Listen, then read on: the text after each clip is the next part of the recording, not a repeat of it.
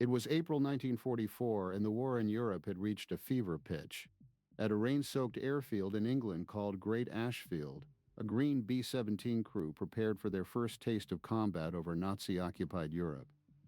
Among them stood 20-year-old Truman Smith, a co-pilot barely old enough to vote, watching his pilot Earnest Baumann walk to the front of the bomber. Baumann reached up and pressed his lips against the spinning propeller blade, a strange ritual he performed before every mission, a silent bargain with luck and the machine they would trust with their lives. The bomber groaned under the weight of fuel and bombs as the crew climbed aboard, knowing that statistics gave them only a slim chance of seeing 25 of these trips through. The target was Quakenbrück, Germany, a name that meant nothing to them yet, but would soon be etched into memory. Minutes after crossing the enemy coast, the formation hit turbulence from the prop wash of the lead bombers, slamming the heavy aircraft sideways. Smith fought the controls as the wing dipped dangerously close to the ship beside them, a collision avoided only by inches. Flak burst in black clouds around them, peppering the fuselage with shrapnel that pinged against the aluminum skin. By the time they crossed the English coast on the return, the crew was silent, each man staring at the holes torn through their machine, realizing that this was only the first of many such days. 2 days later, on April 10th, the crew flew their second mission to Diest-Schaffen in Belgium. The flak over the target was heavier than anything they had seen on their first trip, a curtain of black smoke and orange flashes that seemed to reach up for them personally.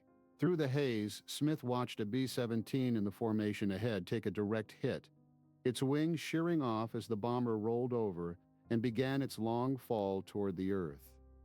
No parachutes appeared. The intercom stayed silent as the formation pressed on, each man calculating the odds in his own mind, knowing that the difference between life and death could be measured in inches and seconds. They dropped their bombs and turned for home.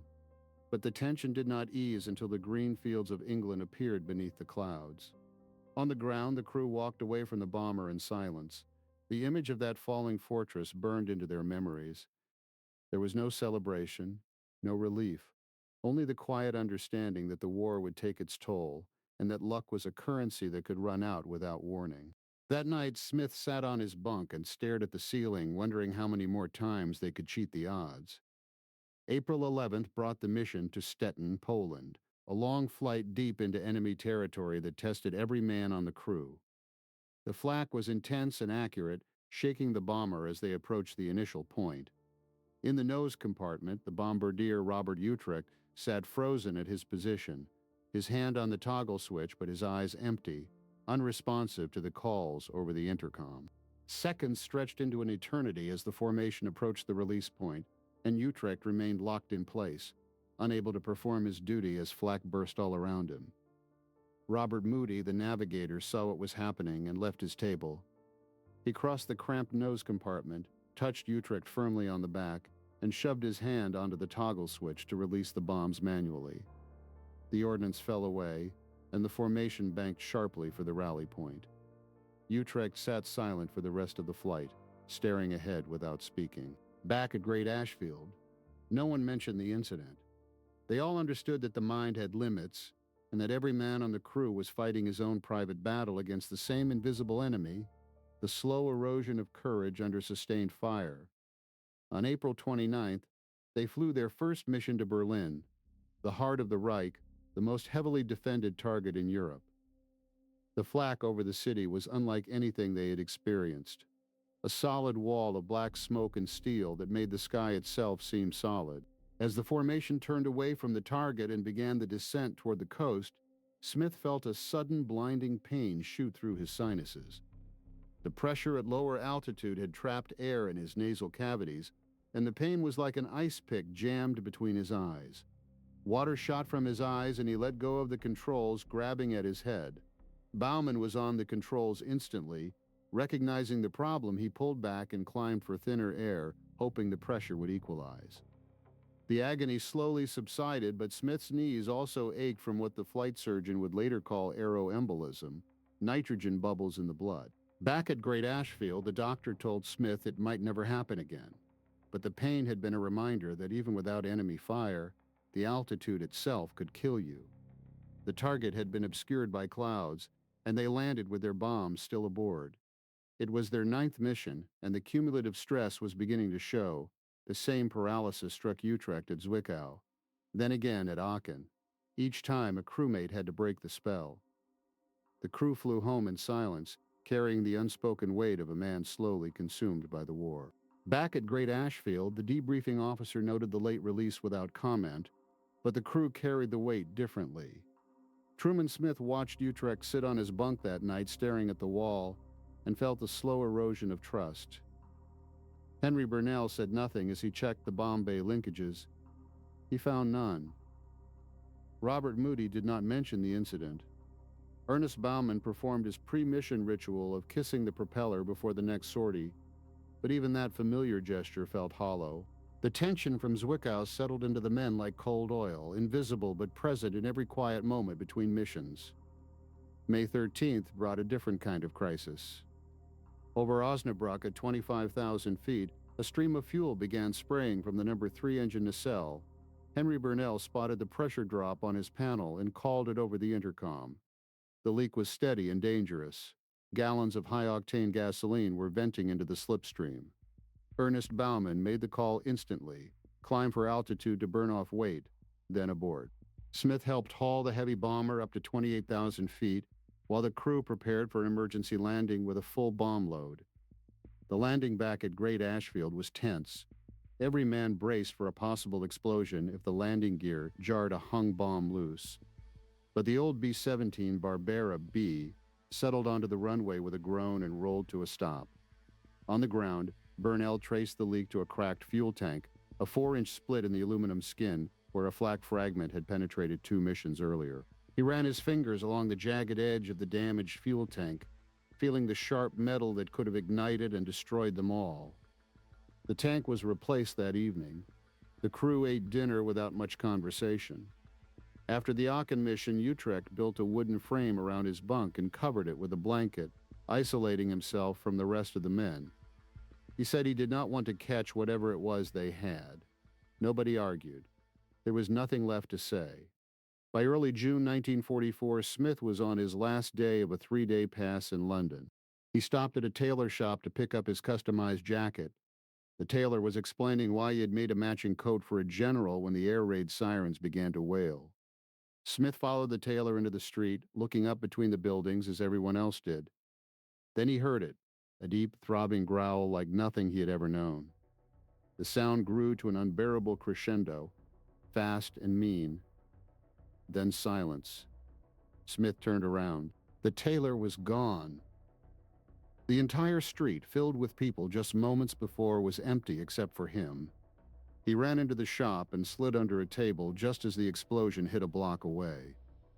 The building shook, and the blast was tremendous. Smith paid the tailor, took his jacket, and returned to base. He wanted to get out of harm's way, even if going back to combat was the only option. The war had changed. A new weapon was falling on London now, and no one was safe anywhere. On the 22nd of June, the crew flew to Paris. The target was the Standard Oil refinery on the Seine.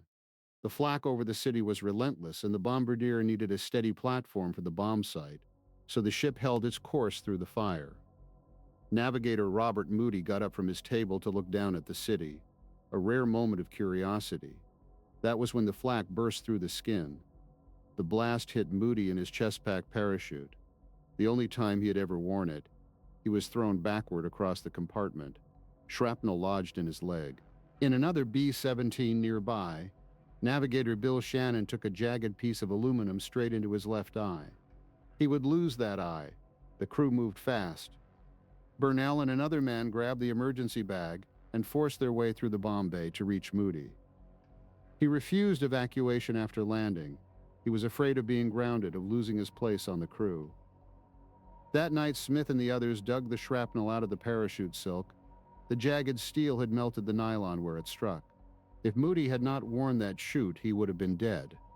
On June 25th, the crew was briefed for a mission that was stamped top secret. They would fly to southern France, deep behind enemy lines, to drop arms and supplies to the French Maquis. But this would not be a high-altitude run. The plan called for 35 B-17s to fly at less than 700 feet through a narrow valley, surrounded by mountains. The flight was surreal. At 700 feet, Smith could see people waving, a farmer driving a horse-drawn cart across a meadow. Then Hill called from the tail. 6 Messerschmitts were diving from above, but the German pilots misjudged the distance. They dove too steeply, and there was no room to pull out. Every one of them hit the ground without firing a shot. The crew watched in disbelief. Smith returned to Great Ashfield, exhausted, the adrenaline fading into a bone-deep weariness. The war was escalating in ways he had not imagined. New weapons falling on London, the Maquis missions, the strain of low-level flying. By the end of June, Utrecht was gone from the crew, replaced by another bombardier. The cumulative weight of the missions, the guilt of Zwickau, the losses, it pressed on every man, and the crew's limits were being tested. By the end of June, the crew was granted a 2-week rest at a country estate southwest of London called a flak farm. The old manor house sat on 40 acres of English countryside, staffed by a proper butler named Jeeves and an American cook who made real bacon and eggs. Truman Smith tried to relax, but the quiet felt foreign. He borrowed a bicycle one afternoon and rode into the rolling hills, hoping the physical exertion would clear his head. The bike had no coaster brake, and when he started down a steep grade, he lost control. Smith bailed out onto the grass, and the bicycle tumbled into a stream. He retrieved it wet and muddy, the simple mishap somehow summing up his inability to find peace even here. That night alone in the library, he fell asleep in a wing-back chair and dreamed of a young woman on horseback.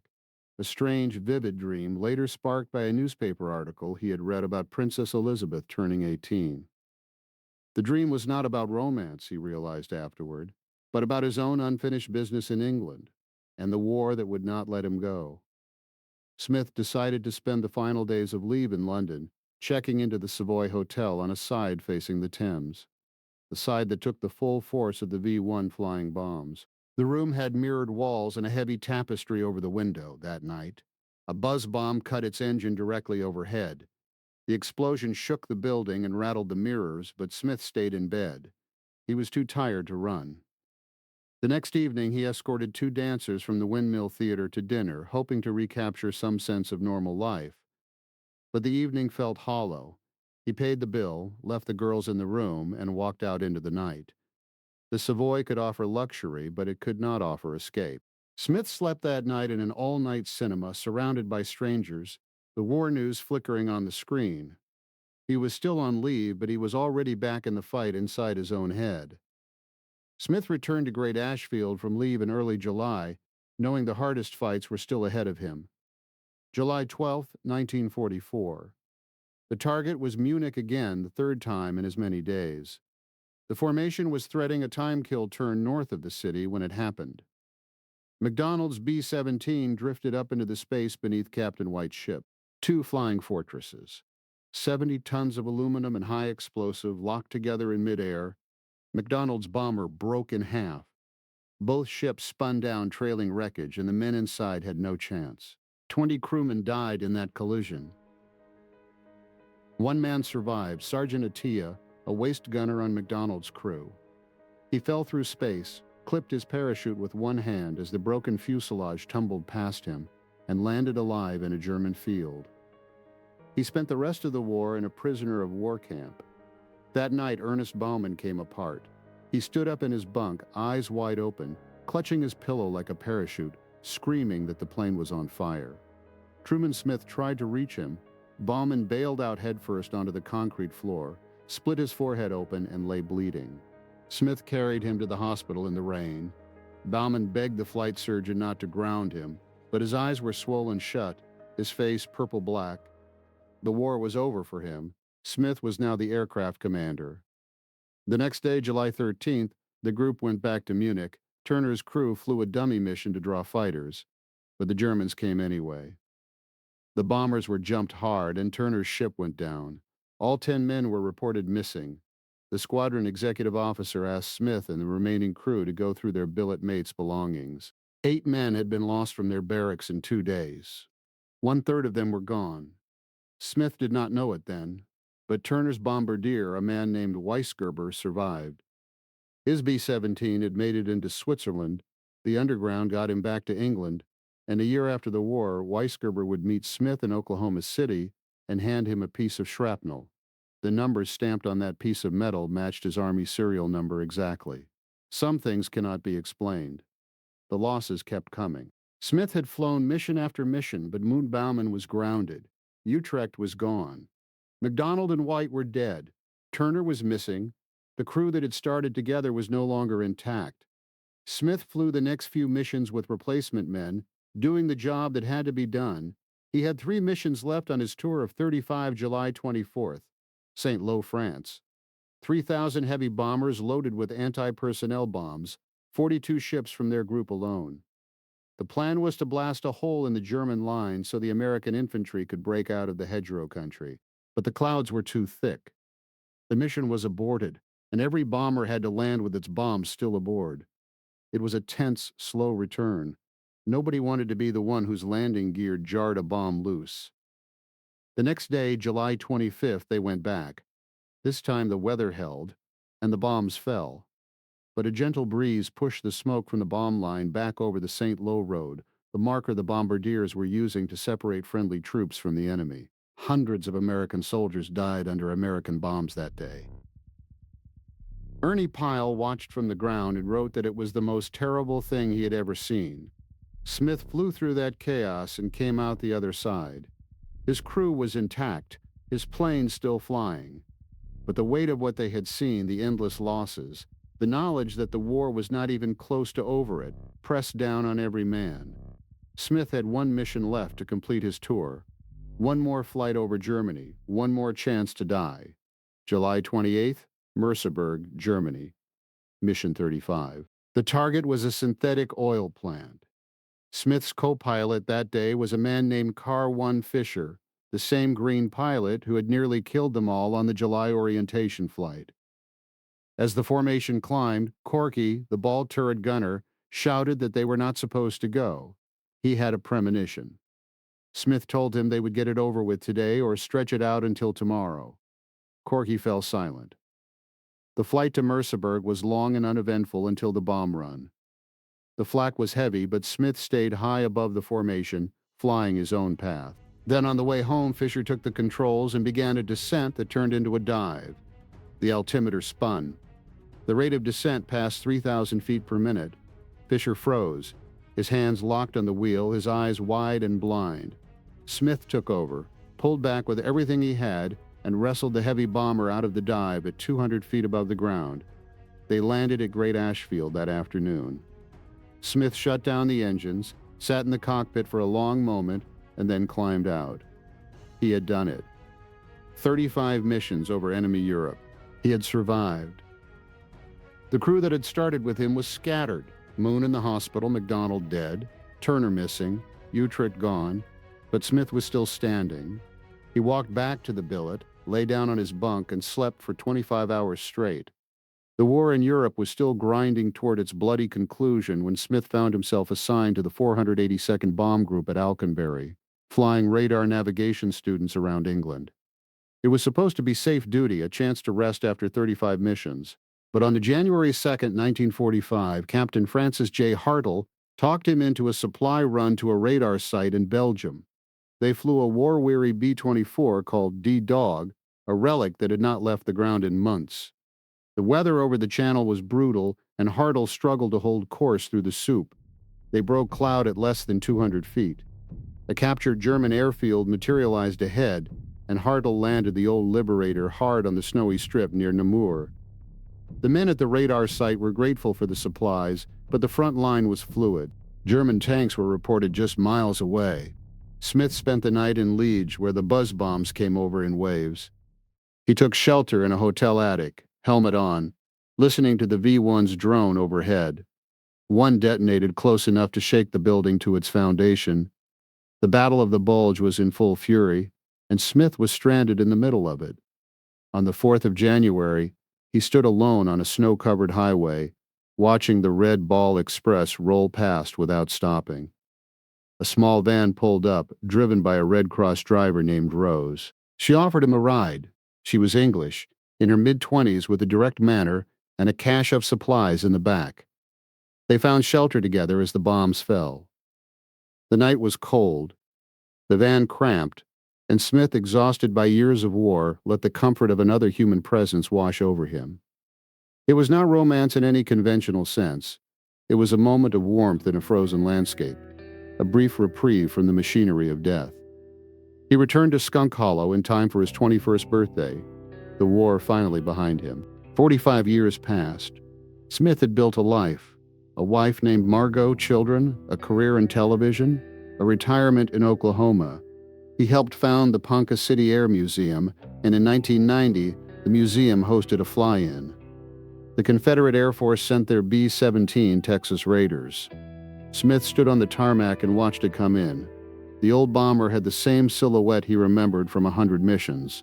When the crew asked if he wanted to go up, he hesitated. He climbed into the cockpit. The seats were the same, the instruments familiar in a way that bypassed conscious thought. He sat alone for a long moment as the past pressed in from all sides. Then the pilot in the right seat invited him to take the controls. The 17 felt heavier than he recalled, but it responded to his touch as if no time had passed. He flew a few gentle turns, the engine sang the same song, tears came to his eyes and he let them come.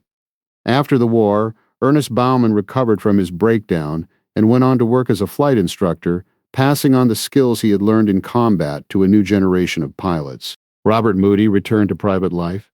His story continuing beyond the war, Henry Burnell and Herbert Hill faded into private lives. Bill Shannon, who lost an eye over Paris, called Smith 50 years later. He had become a race car driver, raised a family, and lived a full life. Smith himself married a German woman named Margot, a survivor of the bombing he had once been a part of.